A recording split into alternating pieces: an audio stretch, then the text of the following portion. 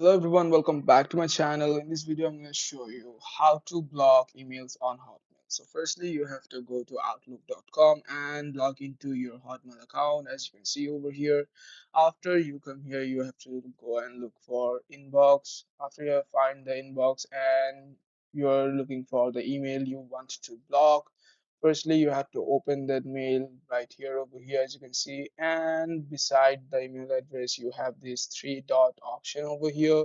Click on the three dot option, and as you can see over here, there are many options: delete, mark as unread, flag, and everything. And right below is the block option over here.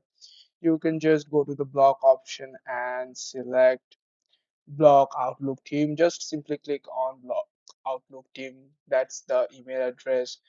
After you have done, your mail will be blocked. If you have many mails and you have a short storage but you cannot find a specific mail, you can just go here and search for that specific mail address,